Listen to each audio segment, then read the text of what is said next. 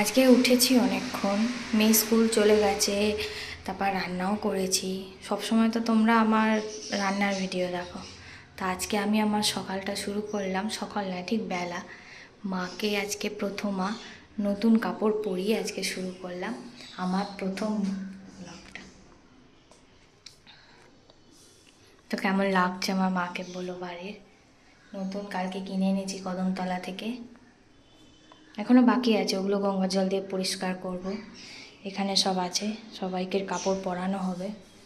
কালকে ফুলও কিনে এনেছি, আর তোমাদের আমাদের গাছের ফুলগুলো দেখাই, দাঁড়াও।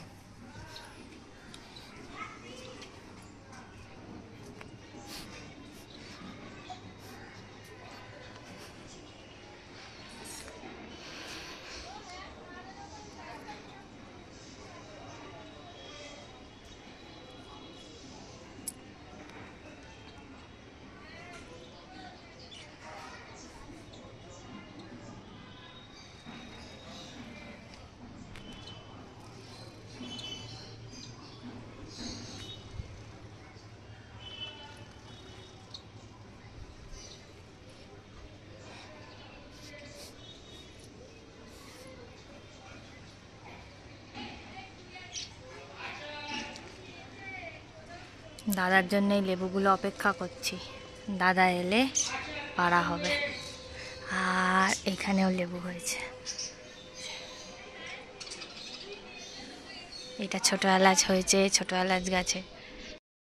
এখন বসে আছি, সব হয়ে গেছে। ওপরে ঠাকুর ঘর বেদি গঙ্গা জল দিয়ে পরিষ্কার করে, তারপরে সব ঠাকুরকে গঙ্গা জল দিয়ে মুছিয়ে, তাকে চান করিয়ে, জামা কাপড় পরিয়ে ওপরটা মুছে রেখে দিয়েছি। ঠাকুর ঘরে জল ঢেলে দিয়ে চলে এসেছি, গাছেও জল দেওয়া হয়ে গেছে, সব কিছু হয়ে গেছে। তুলসী, মনসা, শনি, হনুমান সব পুজো হয়ে গেছে।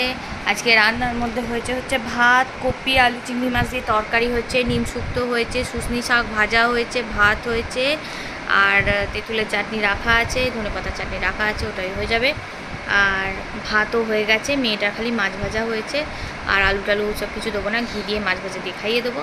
আর আমি একটু আজকে কানের পরে নিয়েছি, আর এই যে বরের দেওয়া নাক ছবিটা পরে নিয়েছি। মেয়েটাকে আনতে যাবো, 12:30টায় ছুটি, মা গেছে হসপিটালে রক্ত দিতে, আর এলে তারপর আমি বেরোবো।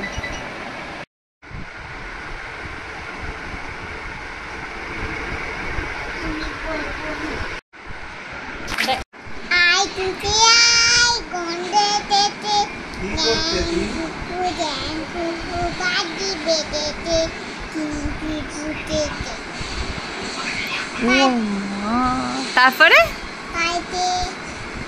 কালো ভোমরা জুটেছে আজ পাল্লা দিয়ে।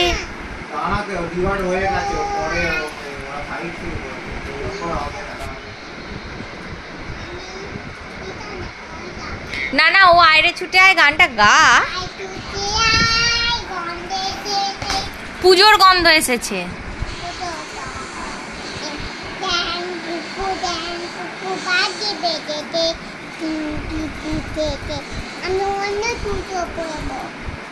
অন্য জুতো কালকে কিনে দেবো।